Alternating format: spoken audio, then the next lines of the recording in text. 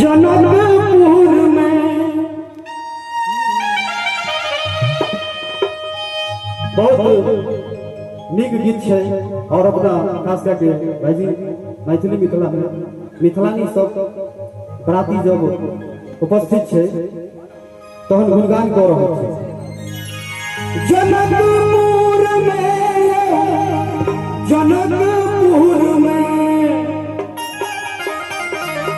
और की दुल्हा दुल्हन सीताराम जनकपुर में दुल्हा दुल्हन सीताराम जनकपुर में जनकपुर में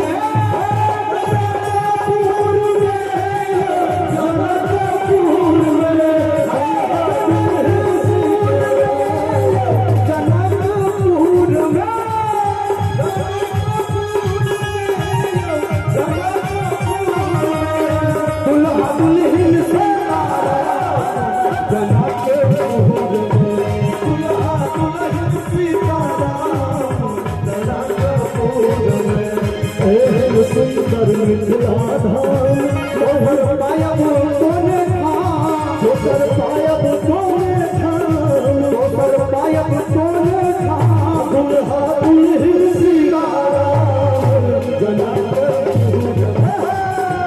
दुल्हन सीताराम जनकपुर में। क्या बात है।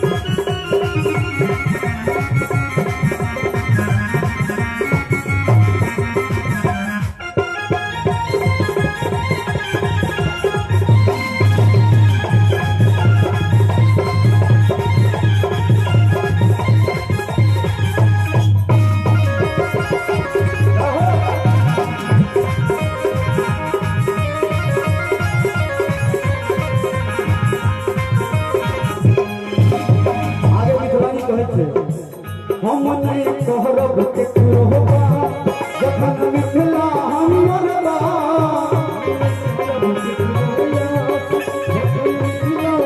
हम नहीं कहरब केकरो बा जखन मिथिला हमर बा हम नहीं कहरब केकरो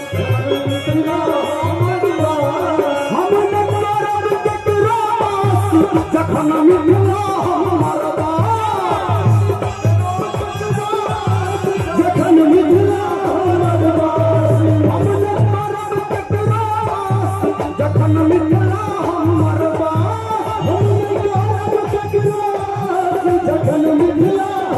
बा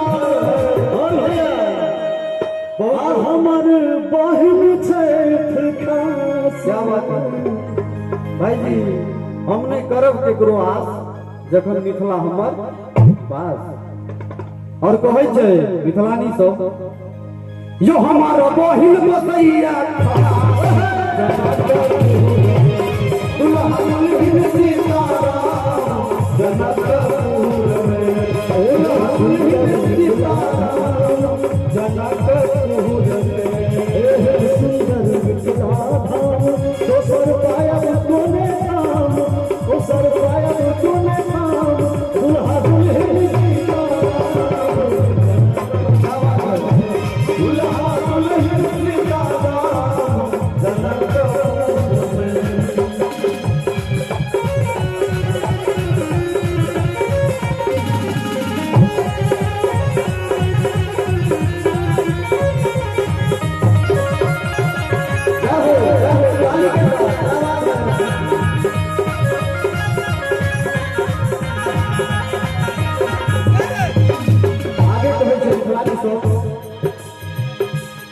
हमर बहिन सुकुमारी ओ छोट जना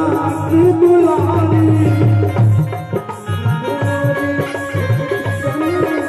हमर बहिन सुकुमारी ओ छोट जना की दुलारी ओ छोट जना की दुलारी हमर बहिन सुकुमारी ओ छोट जना की दुलारी